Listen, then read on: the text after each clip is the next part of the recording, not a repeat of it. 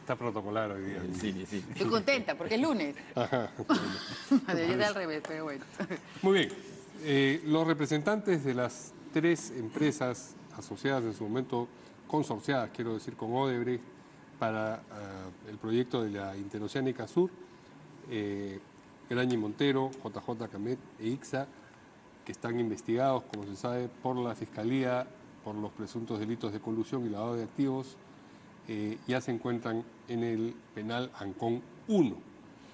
Ellos han sido trasladados hasta ahí para cumplir con lo dispuesto por el Poder Judicial en el sentido de que van a estar con prisión preventiva por 18 meses. Esto lo estableció en la madrugada de hoy el juez Richard Concepción Carhuancho. Vamos a empezar con esa parte de la noticia. Bueno. Primero vamos a escuchar el momento en el que el juez efectivamente anunció esta disposición.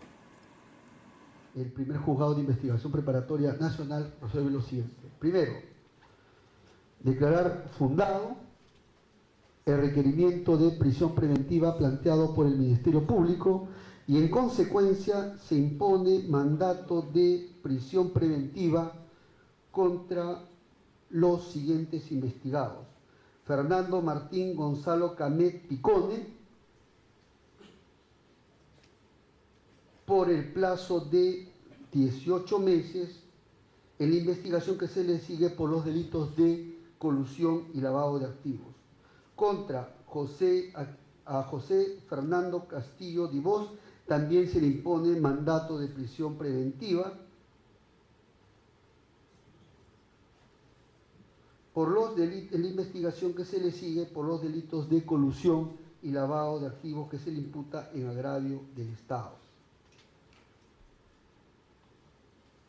A Hernando Alejandro Constancio Graña Acuña también se le impone mandato de Blanquiazul despertó contento, de 18 meses en la investigación que se le sigue por el delito de lavado de activos en agravio del Estado. Y a José Alejandro Graña Miroquesada se le impone igualmente mandato de prisión preventiva por el plazo de 18 meses en la investigación que se le sigue por el delito de colusión en agravio del Estado. Declarar infundado el requerimiento de prisión preventiva planteado por el Ministerio Público respecto al investigado Gonzalo Ferraro Rey. Y en su lugar se le impone a este investigado Gonzalo Ferraro Rey arresto domiciliario por el plazo de 18 meses bajo las siguientes reglas. Primero, de que el arresto domiciliario lo va a cumplir en la Clínica Angloamericana. ¿En qué sede, doctor, está en estos momentos su patrocinado? En la sede de San Isidro. Ya, va a cumplir ahí el arresto domiciliario en la Clínica Angloamericana, concretamente en calle Alfredo Salazar 350 Lima. San Isidro, ¿no? San Isidro, Lima. San Isidro, Lima. Segunda regla, se le debe imponer custodia policial a este investigado de 2 efectivos policiales. Tercero, se le va a imponer la regla de prohibición de comunicarse con sus coinvestigados y con el colaborador eficaz. Cuarto, se le establece la vigilancia, se va a establecer una vigilancia sobre este investigado. Para tal efecto, este investigado deberá habilitar un teléfono WhatsApp a efectos de que la Fiscalía y el juzgado puedan monitorear su permanencia en dicha clínica angloamericana. Muy bien. Bueno, esto ocurrió durante la madrugada. De hecho, la sesión fue el día domingo y eso es lo que se había anunciado. Y ya, bueno, más o menos se sabía que esto era lo que iba a suceder porque es por ahí donde es más o menos lo mismo que ha hecho el juez ante los pedidos de la Fiscalía relacionados a estos temas. Vamos a darle la primera palabra al congresista Jorge Castro de la Comisión Lavallato sobre estos avances, se podría decir, de la Fiscalía. ¿Cómo ven ahora el trabajo del Ministerio Público? de las últimas 2 semanas?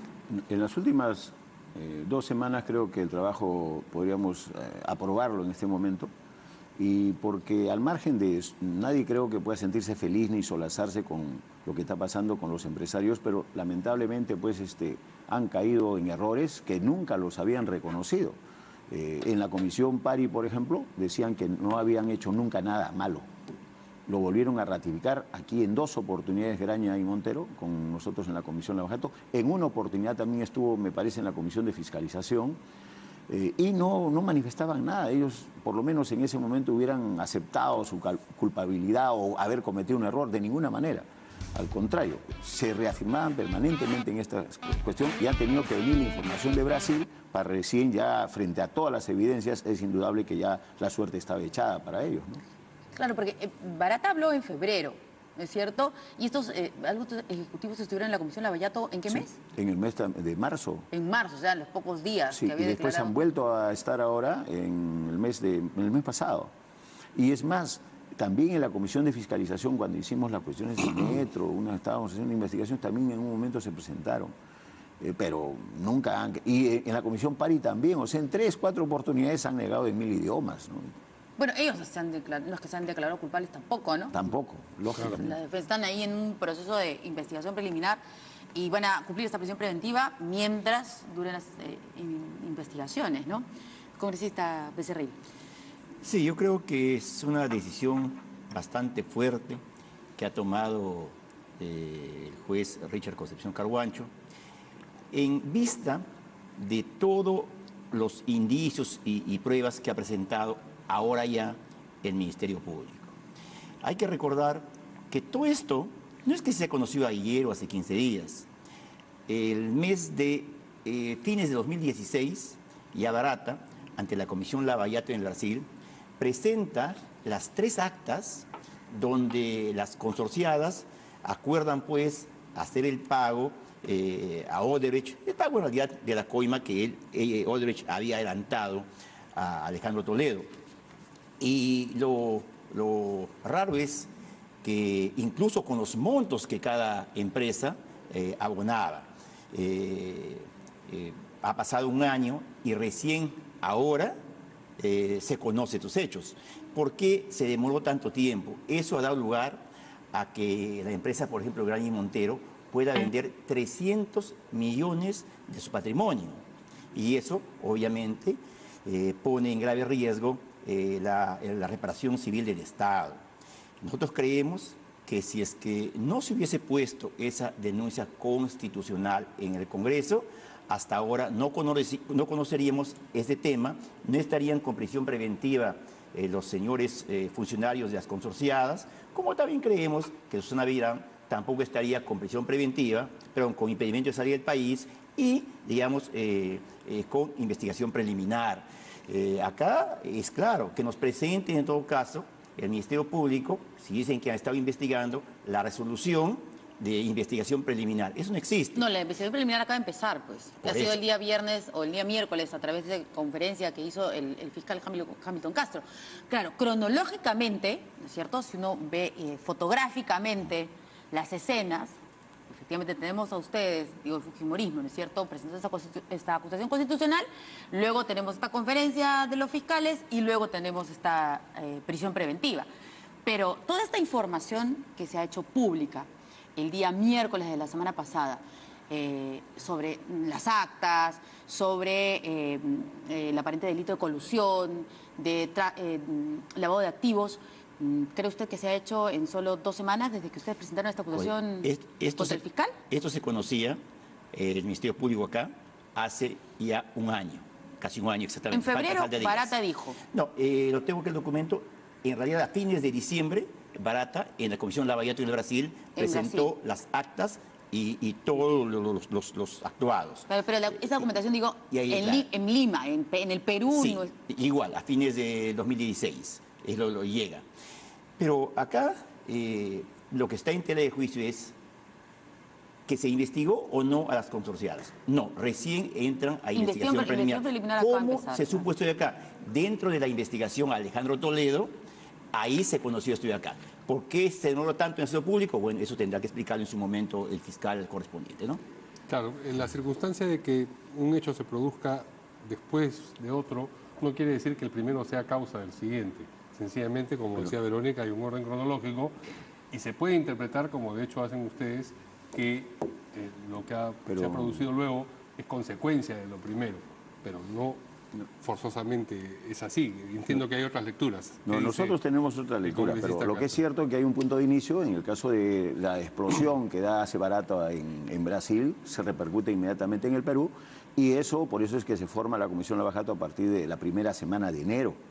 Nosotros en la segunda semana de enero tuvimos una cita, lo citamos al fiscal de la Nación, pero previamente lo citamos a la Unidad de Inteligencia Financiera, el señor Espinosa. Ahí nos revela el señor Espinosa que ellos no habían congelado las cuentas bancarias, que es dentro de todo lo que se conversa, por supuesto, ¿no? ¿Por qué? A pedido del Ministerio Público, porque había un acuerdo, estaban estableciendo un acuerdo entre el Ministerio Público y Odebrecht, en este caso. Y eso es lo que a nosotros nos hace no tomar distancia, sino que hubo una fricción entre la primera fricción que tuvimos con el Ministerio Público, porque no que se quiso revelar si era acuerdo y después salieron que era preacuerdo, etcétera. Y después de eso, porque fue un jalón bastante fuerte, hay que ser sincero, dio como consecuencia que cayeran los primeros peces, llamémosle chiquititos, cubas, barrientos, etcétera, etcétera. Después de eso cronológicamente vino también el señor Mauricio Cruz, que era el nuevo representante de Odebrecht, eso fue a finales del mes de enero, y ahí reveló que Odebrecht estaba quebrada, en términos claros, contablemente, al rojo, que todo el mundo sabía, financieramente nadie le quería prestar un sol, y económicamente, ¿cuál fue la conclusión final de toda esta conversación? Que la única posibilidad que tenía Odebrecht de devolver el dinero, la reparación civil, es que nosotros le continuáramos dando obras. Esa fue su condición.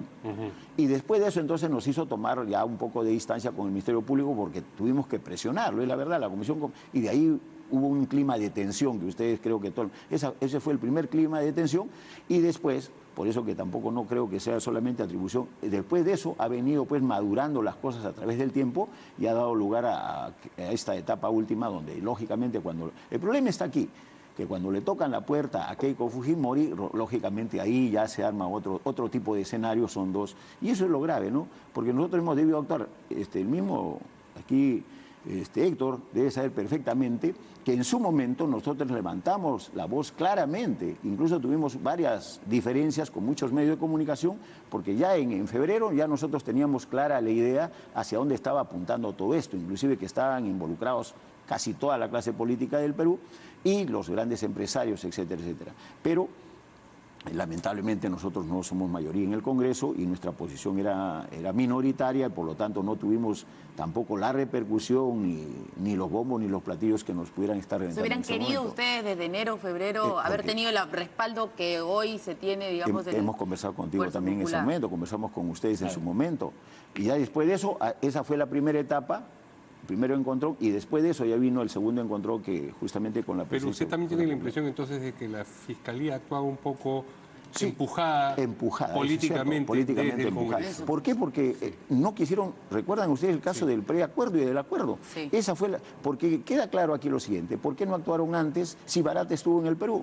El problema de Barata o de Odebrecht no ha sido el año 2015, el 2016, viene desde muchos años atrás, incluso ha venido inclusive, no solamente esto involucra al Ministerio Público, sino la falta de actuación de la SUNAT inclusive. Nosotros en la segunda semana solicitamos la información de la SUNAT, de los estados financieros de SUNAT, y no los tenían en el año 2006, 2007, no habían hecho la supervisión que normalmente se hace en todas las empresas principales contribuyentes. ¿Y qué nos argumentaron?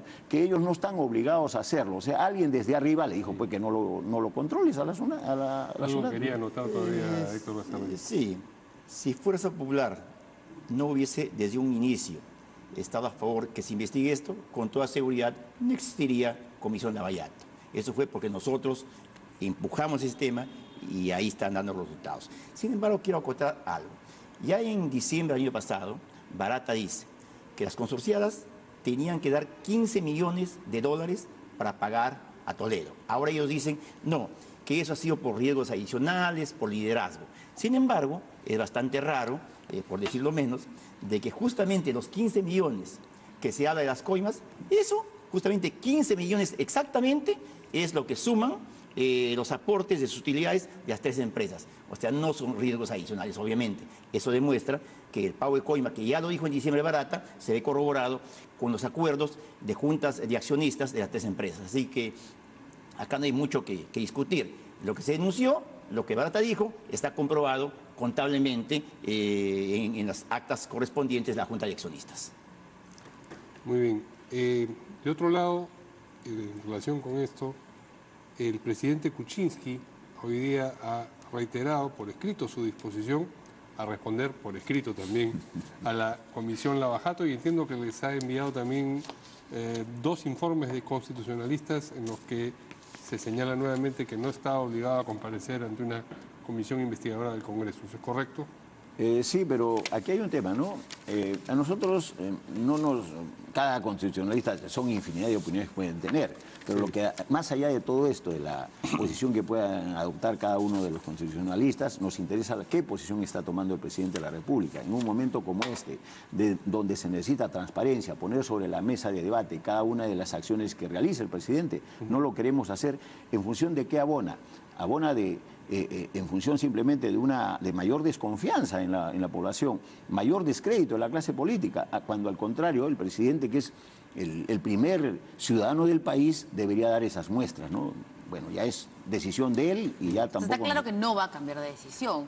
Pero, o sea, no va a dar pero un paso, ustedes no va a también tienen una retroceder. opinión. ¿Qué es lo que piensan ustedes? No, ya hace rato le hemos dicho que ya debería, por supuesto, presentarse por un tema... incluso hasta de conveniencia política, ¿no? Lógicamente. Porque seguir presentando que el constitucionalista tal y tal, ya, bueno, puedo seguir hablando acá pues sobre las leyes. Acá estamos hablando de lo que representa el jefe del Estado y la sensación que deja en la población. Hemos visto además, el fin de semana ha estado el presidente en CADE, tanta expectativa para ver qué va a decir sobre todo esto que va a salir. No dijo nada. Y antes de que el presidente cerrara y clausurara CADE, se hizo una encuesta entre los empresarios y la aprobación también es bajísima. En comparación de lo que fue hace un año. 89, 37%, ¿no? Imagínate. Sí. O sea, obvio, pues ahí algo está pasando, ¿no? Y creo que alguien se tiene que estar dando cuenta del entorno del presidente, creo, ¿no? Vamos a conocer algunos párrafos del oficio que ha dirigido a la comisión el presidente. Ahí ven ustedes, el cargo es de hoy día, el 4 de diciembre, y esta es la parte quizás más destacable. Se solicitaron, dice, informes complementarios a importantes constitucionalistas, los mismos que concluyeron reafirmando la posición constitucional de que el presidente de la República no está obligado a comparecer ante ninguna comisión investigadora del Congreso de la República durante su mandato. Finalmente, dice luego, manifiesto mi total disposición para responder por escrito cualquier consulta adicional o precisión sobre mis respuestas que requiera la comisión que preside, porque le está dirigido, por supuesto, a Rosa Barta, que es la congresista que preside esta comisión, con el objeto de seguir contribuyendo con la investigación que viene realizando. ¿Ya han tomado una decisión? ¿Qué van a Todavía hacer? no, el día de comisión? mañana estaremos conversando sobre este tema, pero nosotros tampoco no podemos ceder frente a una situación, por lo menos en mi opinión, ¿Cómo ceder? en el caso de mandarle por escrito, porque con cartitas no soluciona nada. Entonces, ¿no le van a mandar las preguntas? Él. Por lo menos su Yo, posición particularmente. ¿Usted yo cree que no debemos mandarle ninguna pregunta? Eso fue de mi posición desde hace ya un mes atrás, antes de ir a la segunda carta ni nada por el estilo. ¿Por qué? Porque ya entramos en un proceso de desgaste de la figura presidencial y nosotros mismos también parecemos niños chicos que estamos peleándonos por una cosa. Que queden Ya actas que el presidente que conste, eso no sí, quiso. no quiso y punto final. Y seguimos nuestra ruta. ¿Qué piensa el congresista de Desarrollo? Yo creo que el presidente tiene la obligación moral, ahora más que nunca, de asistir a la Comisión Lavallato. Lo que está saliendo en los medios de comunicación, la relación entre Odebrecht con esta empresa First Capital, que es de alguien muy allegado al presidente, como es Sepúlveda, con quien inicialmente formó hasta 3 empresas inicialmente. Ahora, prácticamente todas las auditorías, todos los estudios técnicos, económicos, Odebrecht lo ha realizado, incluso las consorciadas, lo han realizado con esta empresa, de alguien tan llegado a Pedro Pablo Kuczynski. Yo creo que esto, por la salud moral del país, él tiene que asistir y dar muestras, pues, independientemente de querer ponerse atrás de la Constitución, él tiene que ir y dar muestras que quiere luchar contra la corrupción. porque ningún artículo de la Constitución dice que él no deba comparecer a la Comisión Lavallato. Al contrario, dice que tiene la obligación de comparecer. Él tiene que entender que no lo están llevando como acusado, como dice la Constitución, está yendo como testigo, porque él sí ha sido testigo, ha estado en esos hechos, por lo tanto su versión es muy importante. Así es que yo espero sinceramente que él finalmente decida asistir. Si ahora no quiere ir, bueno, pues seguramente la comisión, desde mi punto de vista, debería esperar. Van a salir con toda seguridad nuevas evidencias que van a ser insostenible que él no quiera asistir. Así es que tiempo al tiempo nada más. O sea, ¿usted cree que la comisión sencillamente debería esperar, porque está convencido de que va a aparecer una evidencia, no debería mandarle las preguntas por escrito? No, porque la Constitución no dice mandar por escrito, dice que tiene que comparecer. Y si la comisión, digamos, manda un escrito, también está yendo contra la Constitución, o sea, está en el mismo plan. Así es que el presidente está convocado. Y él, si no va, en su momento, como digo, la fuerza de las evidencias va a hacer que tenga que ir. Además, yo pregunto, en la interoceánica, tan solo Alejandro Toledo, con Odebrecht y las empresas consorciadas, solitas, ellos nada más hicieron toda esta organización para robar tantos millones al país. Obviamente que no. Ahí ha tenido que ver los de Proinversión, los ministros. Y por eso el presidente es importante e imperativo que vaya y diga cuál ha sido su accionar, porque el accionar no ha sido transparente.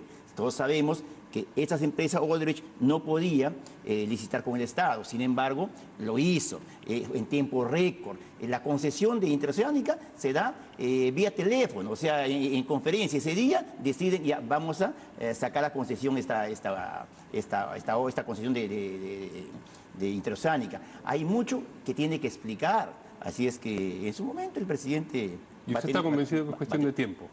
Yo, totalmente. Más temprano que tarde, así es. El presidente Kuczynski irá a la Comisión Lavallato. Así es. Como todo lo que está saliendo, como todo se está viendo. No hay nada oculto bajo el sol. O sea, ¿confían ahora sí en el Ministerio Público? No, yo he dicho claramente, no se trata acá del Ministerio Público, se trata que el presidente vaya a la Comisión Lavallato. Como dice usted, como poco a poco va a ir saliendo, como estamos viendo, entonces poco a poco se va mejorando el tema de la indagación, la investigación. Por eso digo, ahora sí confía en el Ministerio Público. Ahí también exactamente qué ha pasado.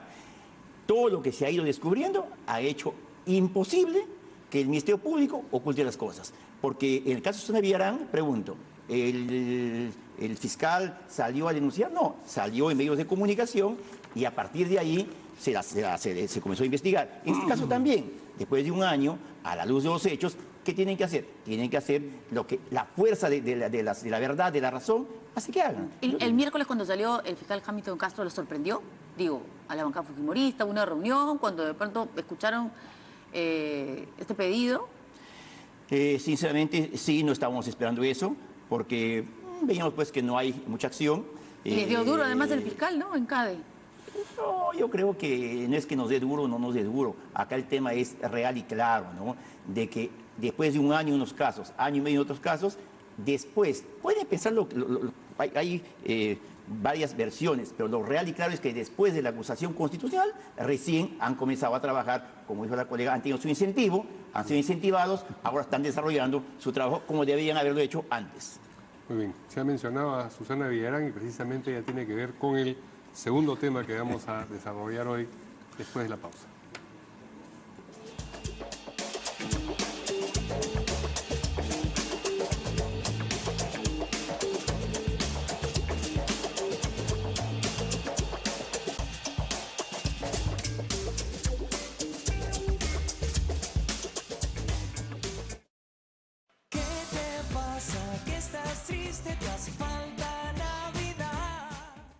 Chayanne, te falta más Navidad.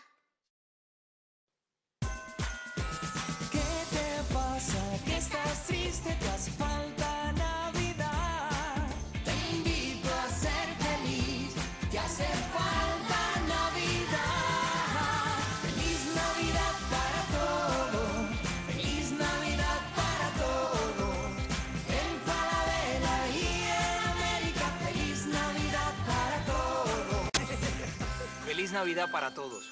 Te desea Falabella. ¿Y tú ya planificaste tu próximo viaje por el Perú?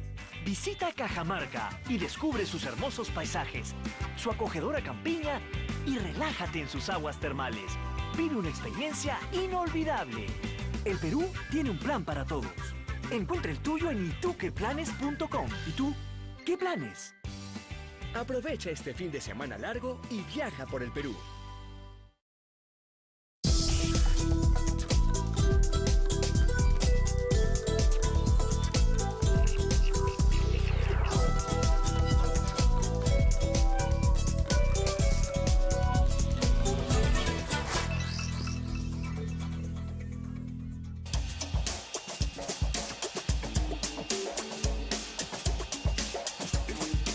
Bueno, ayer los colegas de Panorama publicaron unas fotografías de la señora Susana Villarán, cuando era alcaldesa de la Municipalidad de Lima, con el señor Barata.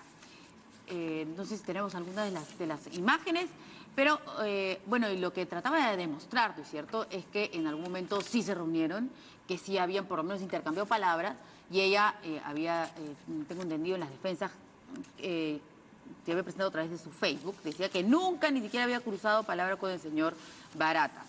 Y luego de esta nota, la que es alcaldesa Susana Villarán ha dicho que todas sus relaciones con los funcionarios de OAS y Odebrecht han sido públicas. Efectivamente, estas fotografías son de un encuentro aparentemente casual, o de unos minutos o de unos momentos con el señor Barata, salen ahí conversando, y luego ella se retira y se queda el señor Barata y otros representantes de las empresas con los funcionarios de la Municipalidad de Lima.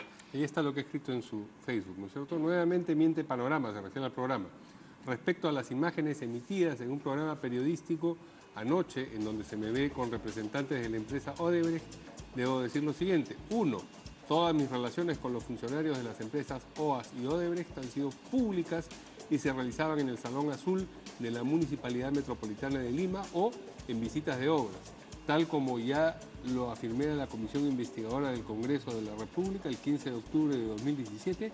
Jamás he tenido una reunión privada, conversamos en el WhatsApp, por email o invitaciones. Se entiende que jamás se aplica eso también. Las reuniones siempre han sido en ejercicios de mis funciones o haciendo inspección de obras. Ahora, sí, bueno, continuamos. Una prueba de cómo distorsiona la información Panorama. Siguiendo el post anterior, añado las fotos de la actividad del merecido reconocimiento en el Parque Huayna Cápac de San Juan de Miraflores, rodeado de los niños del fútbol de Lima.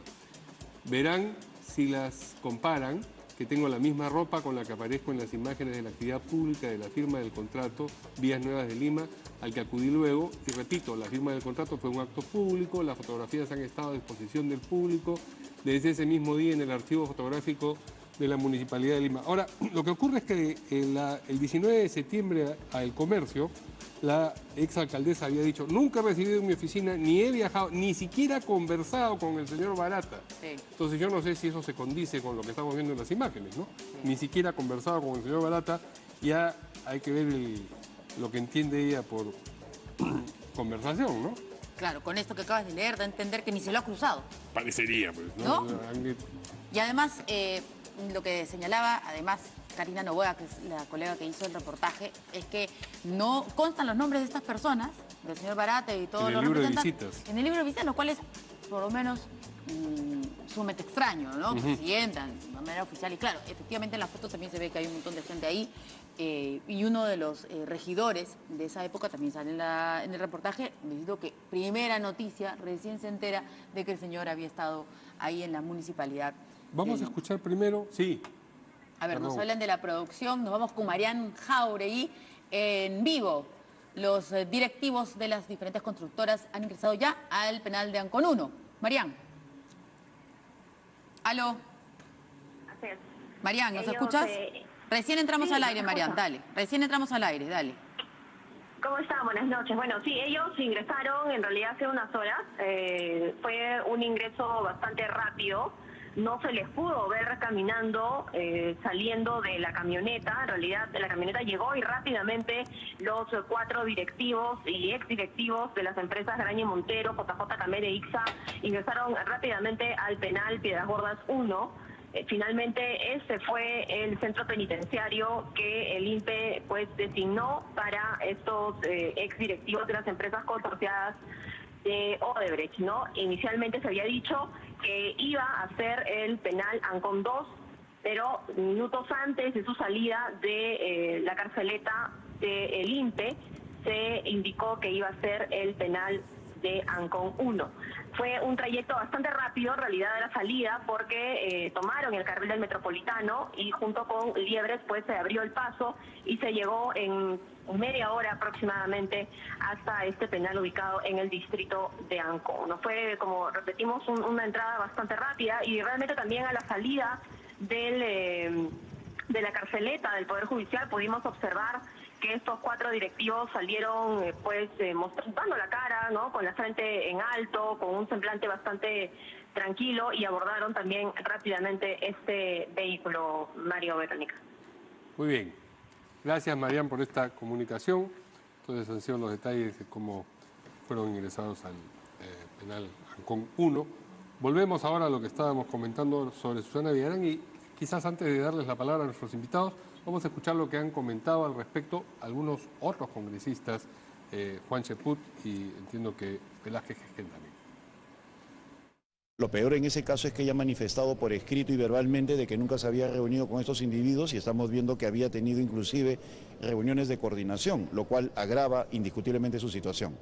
Agrava su situación porque mintió, ¿no? Finalmente. Porque mintió y porque los hechos están demostrando que su entorno y ella sí tenían permanente relación con los brasileños, lo cual genera pues una serie de suspicacias que son necesarias aclarar. Muchas gracias, congresista. Es las declaraciones entonces del congresista Juan Pues Cheput. en el país lamentablemente hay un doble rasero. Los que se llamaban ayer los detentadores de la reserva moral del país, ahora que están comprometidos en estos casos, terminan siendo descubiertos de esta manera, y creo que la ley se le debe aplicar a todos por igual.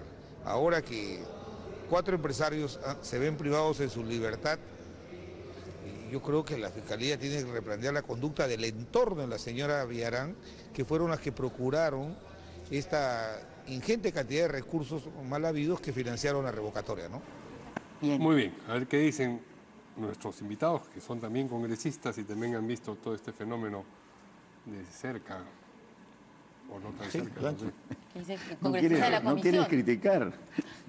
Un poco raro, pero bueno, es indudable que aquí hay debilidades humanas, ¿no?, que de una u otra forma nos tocan a todos cometemos algún tipo de errores. El problema que estamos viviendo hoy es que lamentablemente no somos capaces de reconocer el error que hemos cometido. Perdón, ¿a qué se refiere con debilidades humanas? Porque hay un dinero de por medio, queremos mantenernos en el... Eso es un delito. Una debilidad humana es decir, empiezo la dieta el lunes y no la empiezo. Eso es una debilidad humana, ¿no? No voy a comerme el helado porque el bikini no me va a quedar. Esa es una debilidad humana. Pero también... Debilidad humana no es agarrarse a una plata que no debes agarrarse. No es cambiar un contrato que te han ayudado para una campaña, ¿no es cierto? Esa no es una debilidad humana. Bueno, yo voy a emitir una opinión que de repente no les va a gustar, pero definitivamente yo no creo que, hasta donde la conocemos, porque tenemos una figura muy distante, nunca la hemos conocido personalmente, salvo ahora en la comisión, pero desde Tacna, por ejemplo, veíamos una figura interesante en el caso de Susana Villarán, no veo capaz de que ella se haya robado un dinero.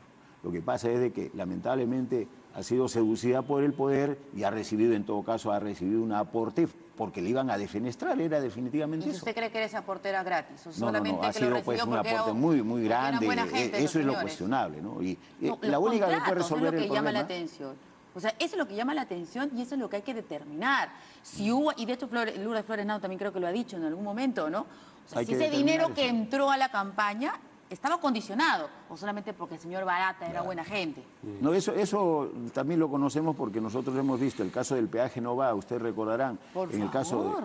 ahí hemos revisado el caso de OAS, etcétera, y la verdad que hay muchos vicios en ese sentido, ¿no? ¿Y usted cree que Susana Villarán se tapó los ojos, se hizo la loca para no ver esos contratos, esas adendas? Estamos de acuerdo que es un delito, pero ese es el proceso de seducción del poder. Cuando estás en el poder, todo el mundo se siente pues lo máximo y no lo quiere perder nunca. Y ese es si uno comienza a trabajar racionalmente con el poder, yo creo que no se enamora tanto del poder. Pero el poder es tan seductor que Lamentablemente hace cosas que van más allá de su propia... O sea, todos los de lo que- poderosos, ¿usted cree que ceden? Gran parte de ellos. Tiene que tener un equilibrio congresistas son emocional muy fuerte. poderosos? No creo. Ya, Becerril no sé. yo creo que sí es poderoso porque ¿Ah? es fuerte dentro de la bancada. Los congresistas de la Comisión Comisión Lavallato son poderosos, no digo para saber, no, a ver qué tanto lo pueden seducir, digo, congresistas. En mi caso yo soy vicepresidente, nosotros no manejamos gente, no manejamos, Ah, ya casi no actuamos pregunto. de manera individual. O sea, En la circunstancia de que la señora Villarán se hubiese o no llevado al bolsillo algún dinero de este origen, ¿cambiaría la naturaleza del problema?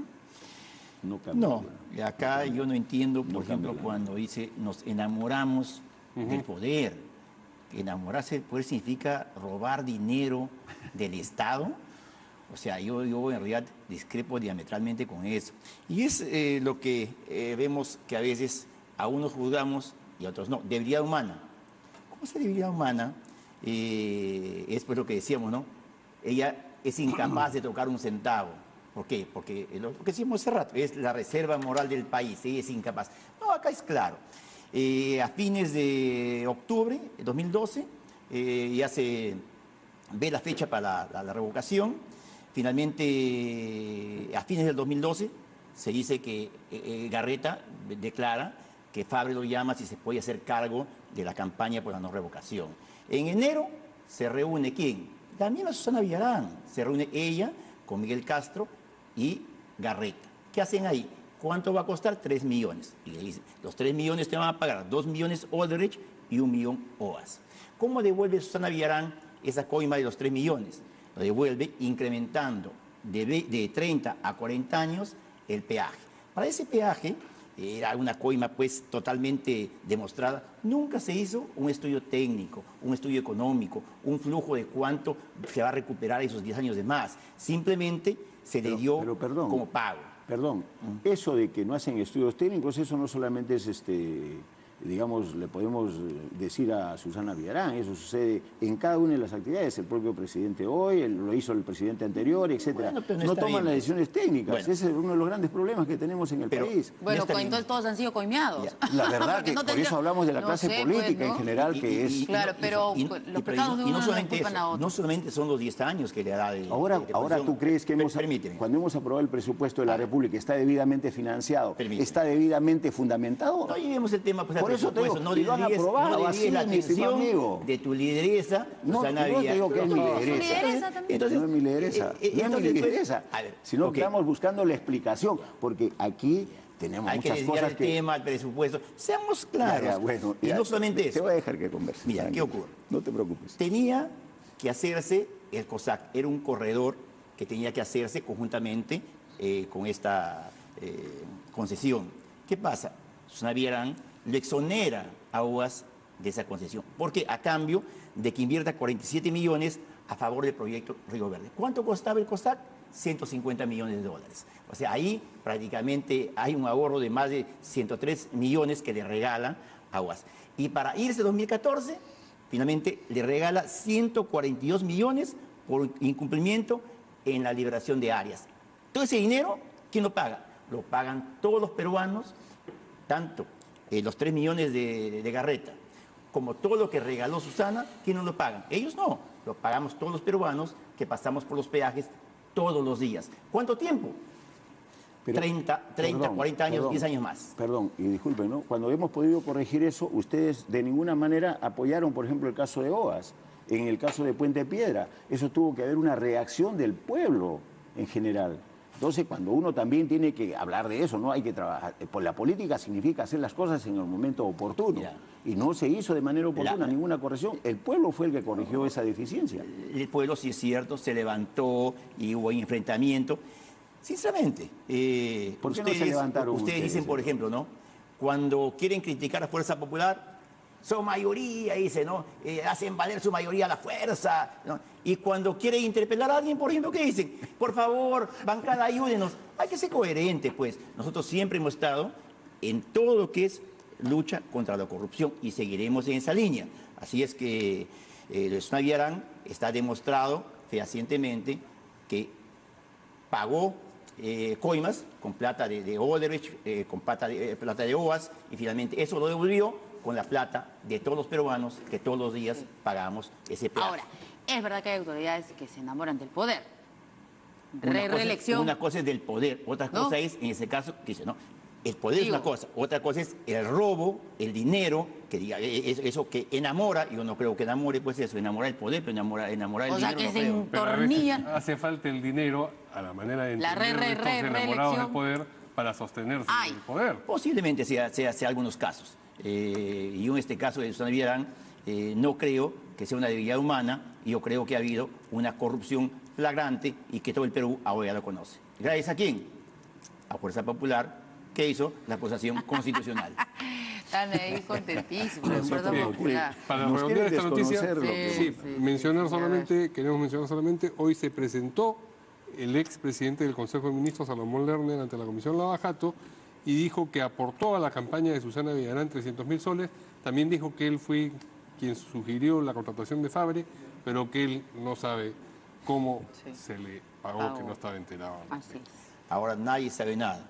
¿Qué ha dicho Anel Tausen? Que en plena campaña Susana Villarán salió que ella debe responder, ella sabe todo el manejo económico, ahora dice, yo no conocí. Entonces ella misma en su momento, yo lo he escuchado, dijo que ella al final de la campaña va a dar cuenta de todo lo que se ha invertido en la campaña. Hasta el día de hoy nunca se dio cuenta, la OMPE nunca dijo nada, nadie investigó, y ahora recién, cuando se investiga, se llama a Anel Tausen, dice desconocer todo. Ahora todo el mundo desconoce, nadie es responsable. Muy bien, vamos a la pausa y regresamos con lo que ha declarado la congresista Cecilia Chacón acerca de su compañera de bancada, Úrsula Letona, quien el jueves de la semana pasada, me parece, en una entrevista dijo cosas que han causado controversia. Vamos a volver con eso.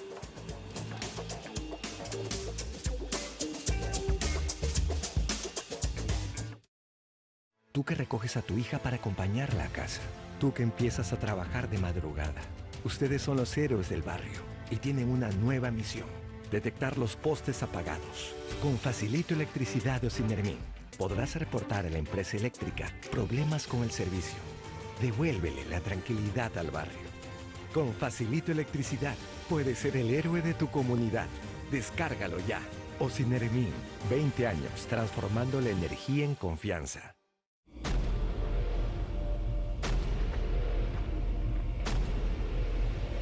Siempre supe que algún día las máquinas pensarían, entenderían, se adaptarían y hasta evolucionarían. Pero lo que nunca imaginé es que lo viviría hoy.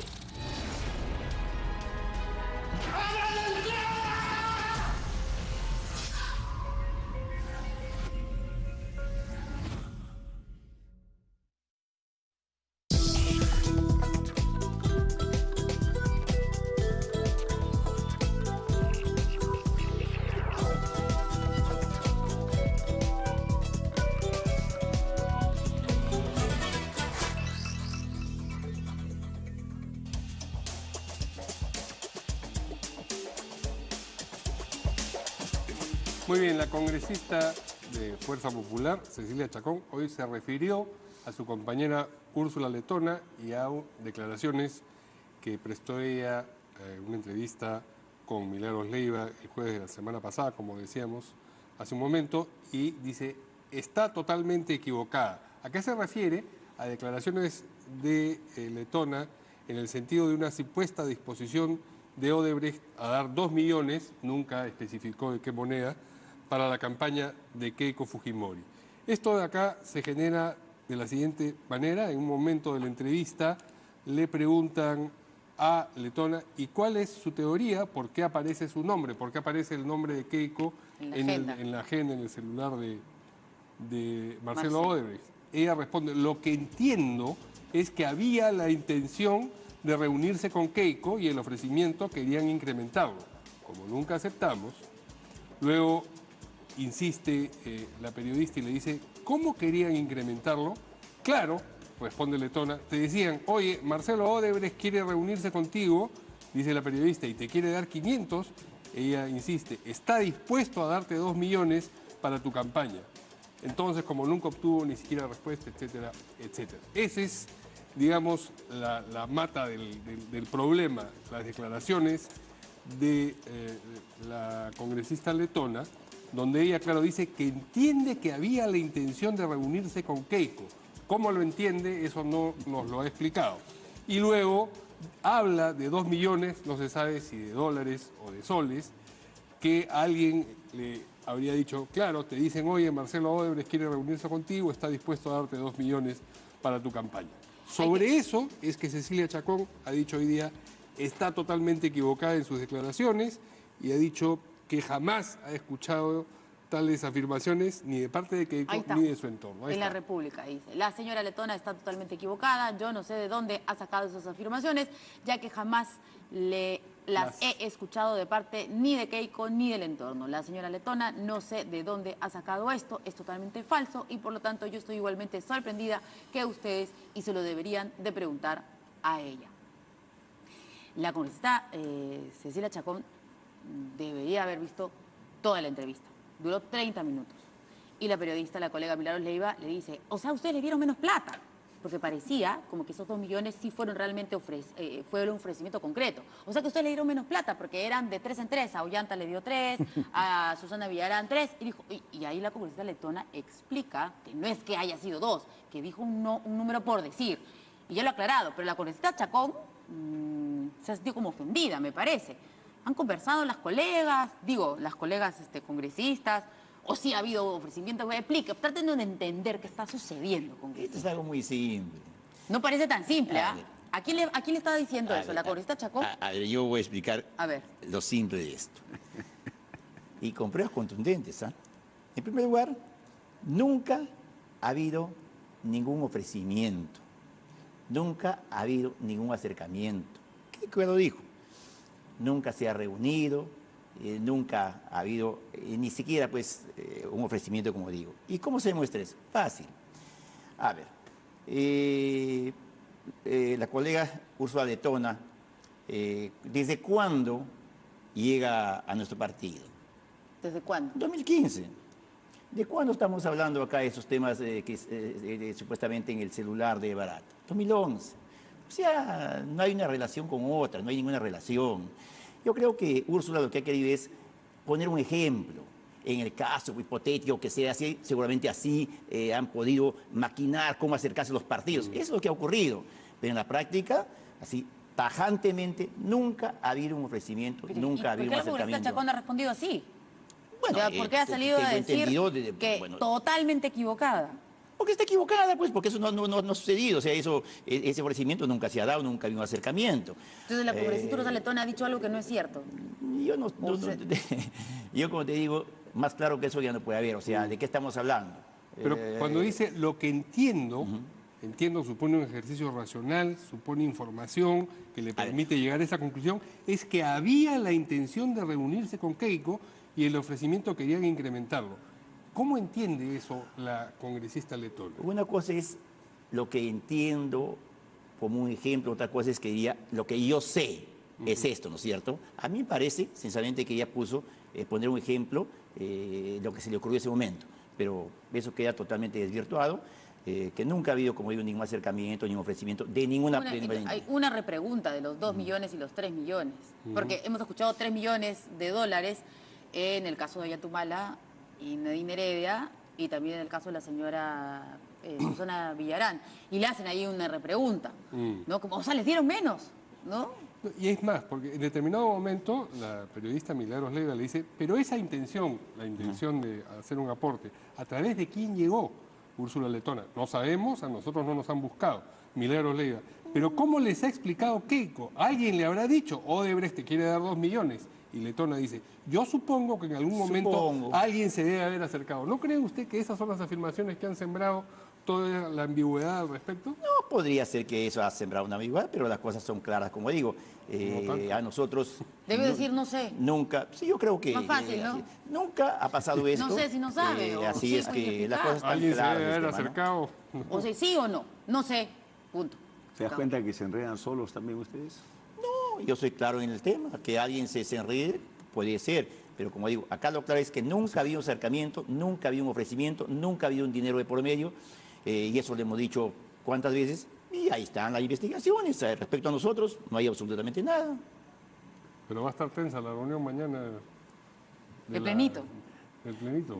No, yo creo que O va a bajar la cabeza la Letona y va a Van a decir, cortar bueno, sí. cabezas, van a cortar cabezas. Bueno, una vez le hicieron eso a Cecilia Chacón y estuvo calladita durante mucho tiempo en la campaña. Yo creo que cuando Cuando uno... dijo lo de la puerta grande. Claro, yo creo también, que cuando pues. uno se equivoca, tiene que hacer su mea culpa, pues. Y acá hay una equivocación. Yo cuando, por ejemplo, en algún momento también no se equivoca en una declaración, entonces digo, ¿sabes qué? Depende, estoy muy sobresaturado, me doy mi espacio y dejo de salir 15 ¿Usted días, ha dicho un mes. eso alguna vez? Claro, ¿Qué pues, va a hacer? claro, ¿En serio?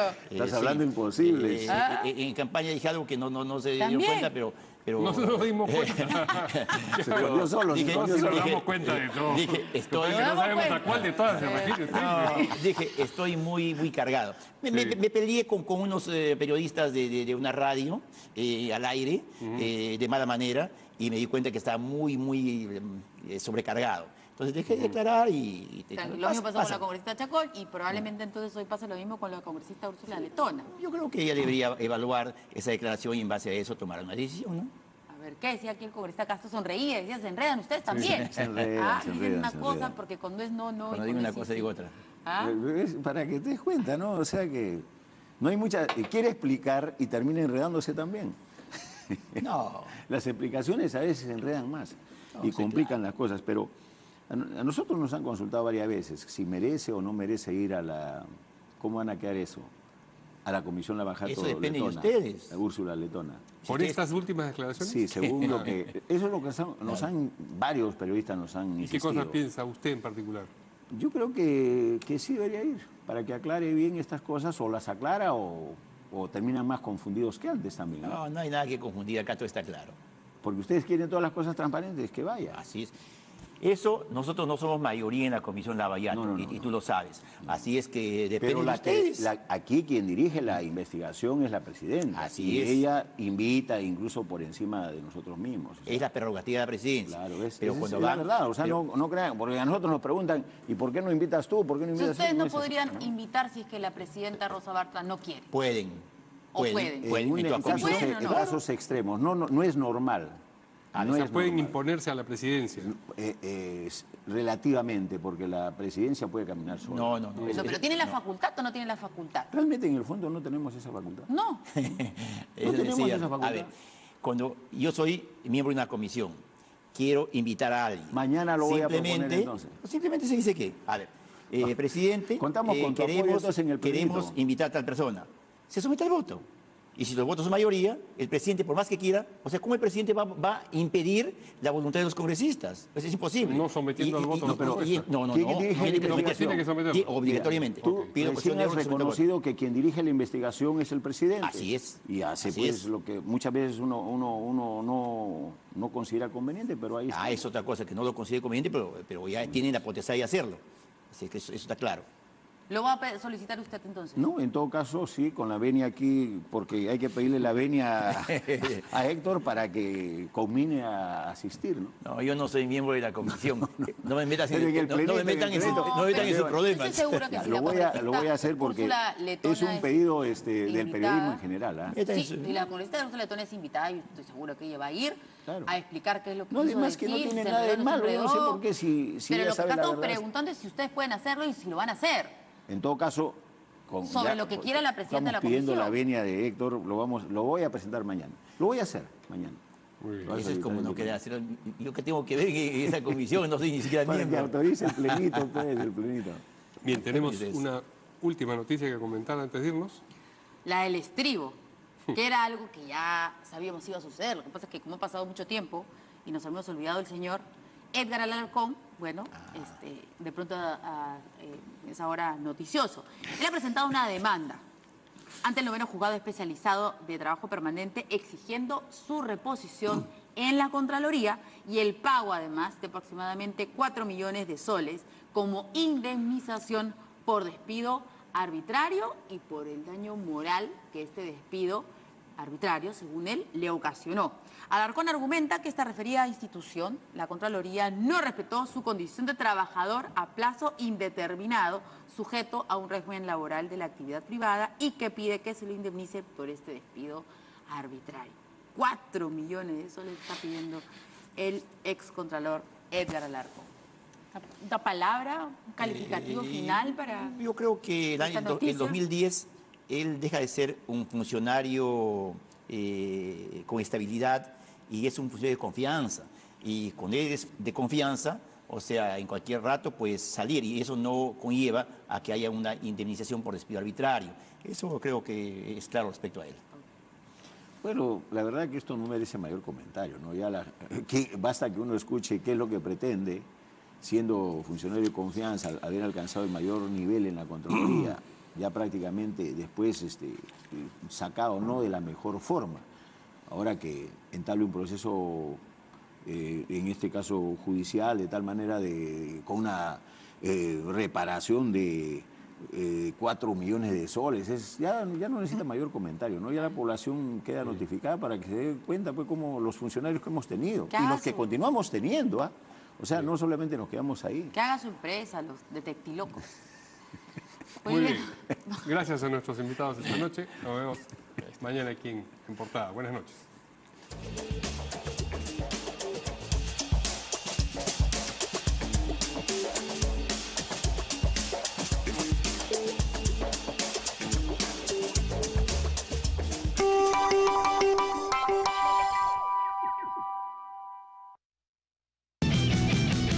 Porque nosotros hemos sido los primeros en llevar a Susana Villarán, cuando ni siquiera se hablaba mucho de ella en términos de esta investigación. ¿Usted diría que en este caso la Comisión Parlamentaria